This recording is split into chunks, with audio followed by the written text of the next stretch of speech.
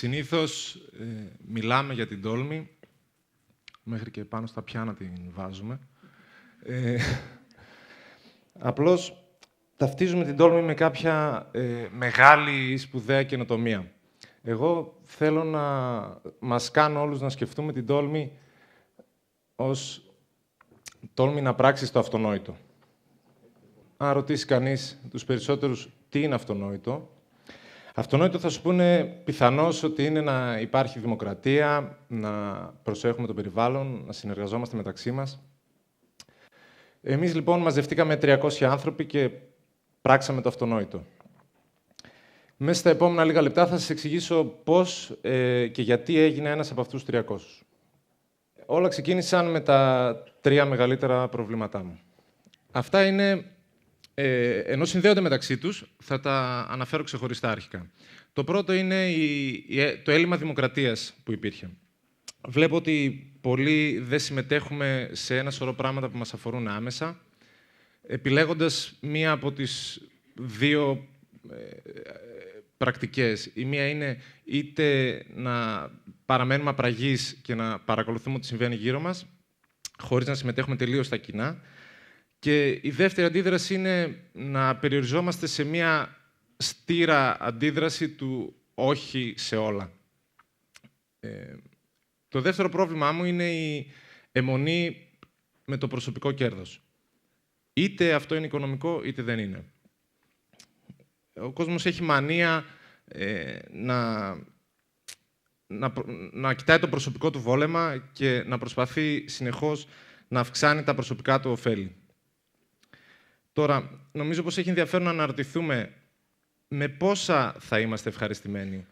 Υπάρχει κάποιο όριο? Τέλος, το τρίτο πρόβλημά μου ήταν η οικολογική καταστροφή. Μέχρι τώρα κυριαρχεί το μοντέλο της ασταμάτητης κατανάλωσης, η οποία φυσικά μας καθορίζει και ως ανθρώπους. Είμαστε ό,τι καταναλώνουμε. Η αγαπημένη μου θεωρία που με βοήθησε να δω συνολικά όλα αυτά τα 3 προβλήματα είναι η θεωρία του οικολογικού αποτυπώματος. Ουσιαστικά, τι λέει αυτή η θεωρία? Έχει υπολογιστεί πως αν όλοι οι πολίτες του πλανήτη ζούσαν σαν εμάς τους Ευρωπαίους ή σαν εμάς τους Έλληνες, θα χρειαζόταν 3 πλανήτες για να μας συντηρήσουν. Δηλαδή, για να βρούμε χώρο να παράξουμε όλα αυτά που καταναλώνουμε και για να δεχθεί τα απορρίμματά μας ο πλανήτης. 3 πλανήτες. Εμείς έχουμε μόνο έναν. Οπότε υπάρχει ένα ερώτημα εδώ πέρα. Τους υπόλοιπους 2 πλανήτες, πού τους βρίσκουμε? Από ποιους τους παίρνουμε και τους καταναλώνουμε? Διάβασα πρόσφατα πως στην Αμερική κάθε χρόνο ξοδεύονται $8 εκατομμύρια για αγορά καλλυντικών. Την ίδια στιγμή, με $6 εκατομμύρια θα μπορούσε να λυθεί το πρόβλημα της εκπαίδευσης σε όλη την Αφρική. Ποιο είναι το συμπέρασμα? Μάλλον έχει σημασία να βρούμε την αιτία του προβλήματος και τη λύση του. Η αιτία, σύμφωνα με τον Επίκουρο, αυτός είναι Επίκουρος, ο άνθρωπος είναι ένα τρίπιο δοχείο, λέει, που δεν γεμίζει με τίποτα. Όσο και να του βάλεις, όσο και να καταναλώσεις, θέλει κι άλλο κι άλλο. Η λύση του προβλήματος ποια είναι? Νομίζω πως χρειαζόμαστε ένα καινούριο μοντέλο κατανάλωσης και καινούριο μοντέλο κοινωνικής οργάνωσης. Θα πρέπει να αναθεωρήσουμε το τι παράγεται, πώς παράγεται και για ποιο σκοπό παράγεται. Το καινούριο μοντέλο αυτό θα πρέπει να είναι δημοκρατικό, μη κερδοσκοπικό, οικολογικό και συνεργατικό. Κάπως έτσι ανακάλυψα τον Βιοσκόπ. Τι είναι ο Βιοσκόπ? Καταρχήν, το co προέρχεται από το cooperative, που σημαίνει συνεταιρισμός. Είναι λοιπόν ένας καταναλωτικός συνεταιρισμός. Μαζευτήκαμε 300 άνθρωποι με σκοπό να πάρουμε την τροφή μας στα χέρια μας. Ουσιαστικά να επιλέξουμε εμείς τι θα καταναλώνουμε. Δημιουργήσαμε λοιπόν ένα σούπερ μάρκετ με 300 ιδιοκτήτες, το οποίο έχει όλα τα προϊόντα που έχει ένα κανονικό σούπερ μάρκετ, δηλαδή φρέσκα μαναβική, συσκευασμένα, απορρυπαντικά, τυροκομικά, λαδικά και όλα τα υπόλοιπα. Η χρηματοδότηση αυτού έγινε με τη μέθοδο του ρεφενέ. Βάλαμε από 150 ευρώ ο καθένας, το κάθε μέλος δηλαδή, και έτσι μαζέψαμε παραπάνω από 45.000 ευρώ, που είναι το κεφάλαιο με το οποίο ξεκινήσαμε. Τώρα, τι προϊόντα θα έχουμε? Καταρχήν, τα προϊόντα μας είναι φθηνά. Αυτό το εξασφαλίζουμε παρακάπτοντας τους μεσάζοντες και αγοράζοντας τα προϊόντα απευθείας από τους παραγωγούς ή από συνεταιρισμούς. Το δεύτερο είναι τοπικά.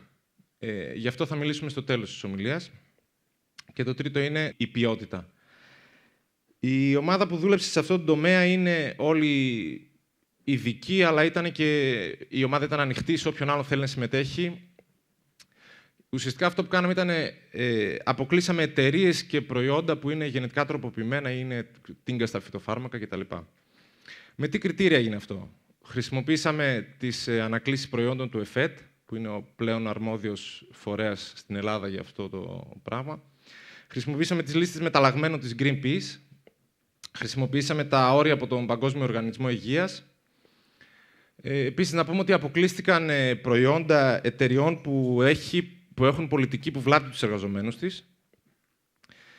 Και έγινε στο τέλος ένα δεύτερο φιλτράρισμα όλων των προϊόντων, προτού αποφασίσουμε δηλαδή τι θα βάλουμε μέσα, από τους εθελοντές. Έγινε μια τρομακτική δουλειά, περίπου 1.500 προϊόντα, κυρίως τρόφιμα, καλλυντικά, απορρυπαντικά. Αναλύσαμε τα στοιχεία τους και μεταξύ όλων αυτών κρατήσαμε τα πιο καθαρά.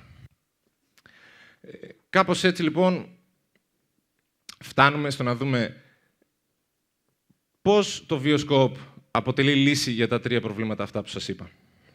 Βέβαια, σκέφτομαι πως εμένα το τέταρτο μου πρόβλημα, τα ψυχολογικά, αυξήθηκαν λίγο με το Βιοσκόπ, αλλά αυτό είναι μια άλλη ιστορία. Θυμίζω ότι τα προβλήματά μου είναι η δημοκρατία, η οικολογία και το προσωπικό κέρδος. Ας δούμε το πρώτο. Λειτουργούμε μάλλον στα πλαίσια της κοινωνικής και αλληλέγγυης οικονομίας και της άμεσης δημοκρατίας. Η Γενική Συνέλευση των Μελών είναι το ανώτατο όργανο που αποφασίζει για τα πάντα με πλήρη διαφάνεια. Οι επιτροπές και οι ομάδες εργασίας που έχουμε είναι ανοιχτές σε όλους. Όποιος θέλει μπορεί να συμμετέχει και να δει πώς λειτουργούμε. Μία βασική διαφορά που έχουμε με τους κλασικούς συνεταιρισμούς είναι ότι το κάθε πρόσωπο του συνεταιρισμού έχει μία ψήφο, ανεξαρτήτως των μεριδιών που κατέχει. Έτσι διασφαλίζουμε ότι κάποιος δεν θα έρθει να πάρει ένα μεγάλο ποσοστό μετοχών και θα έχει και το πάνω χέρι. Όλοι έχουν από μία ψήφο. Αυτό τώρα που μου αρέσει στο συνεταιρισμό και ας πούμε με εμπνέει κάπως είναι οι γενικές του συνελεύσεις. Πραγματικά, ενώ έχω δει αρκετές συνελεύσεις, είναι η πρώτη φορά που βλέπω σε μία αίθουσα 100 άτομα από πραγματικά κάθε πολιτικό χώρο που μπορείτε να φανταστείτε, να συνεννοούνται μεταξύ τους, χωρίς να μαλώνουν, να φωνάζουν κτλ. Και να παρακάπτουν την γραφειοκρατία και να βγάζουν άκρη τελικά. Για μένα αυτό ήταν εντυπωσιακό και έτσι καλύφθηκε το δημοκρατικό μου κενό. Στο θέμα του κέρδους τώρα.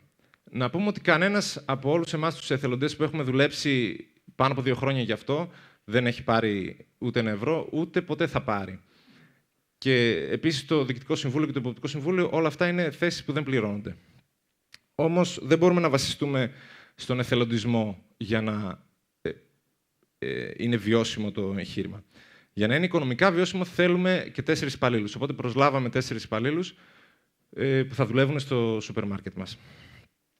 Όλα πηγαίνουν σύμφωνα με την νομοθεσία, εργασιακά, φοροτεχνικά, το υγειονομικό, όλα αυτά τηρούνται πλήρως. Τα κέρδη μας, λοιπόν, τα πλεονάσματα, ένα μεγάλο κομμάτι τους θα επιστρέφεται στο συνεταιρισμό. Αυτό το θέλουμε για να επεκτείνουμε τις δραστηριότητες του συνεταιρισμού, πιθανώς να ανοίξουμε ένα δεύτερο κατάστημα. Και δεύτερον, θα επιστρέφονται στους εργαζομένους του καταστήματος αρχικά. Δεύτερον, στα μέλη του συνεταιρισμού, ανάλογα με την κατανάλωση που έχει κάνει κάποιος, θα μπορεί να παίρνει επιστροφή σε είδος όμως, όχι σε χρήμα. Και τέλος, στην τοπική κοινωνία. Αυτό θα γίνεται είτε με δωρεές προϊόντων, είτε με ενίσχυση κάποιου τοπικού φορέα που επιτελεί κοινωνικό έργο κτλ. Έτσι, λοιπόν, καλύφθηκε και το δεύτερο πρόβλημα. Το τρίτο και τελευταίο είναι η οικολογία. Για μένα, όταν ακούω οικολογία, αυτό που μου έρχεται στο μυαλό είναι τοπικοποίηση.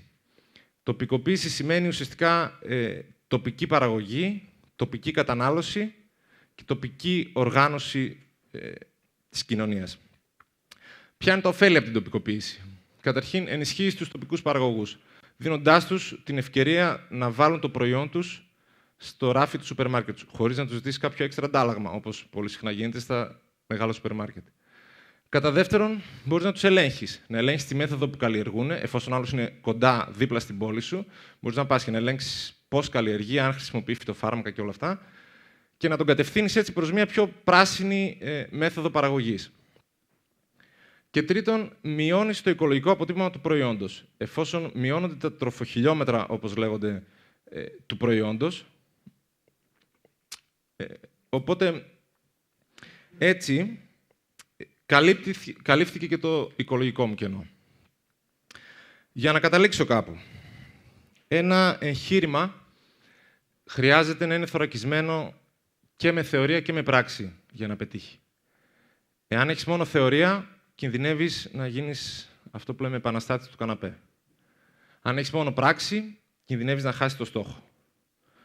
Στο Vioscope, ο δικός μας στόχος είναι η δημοκρατία, το όφελος της κοινωνίας, η οικολογία και η συνεργασία. Σας ευχαριστώ πολύ.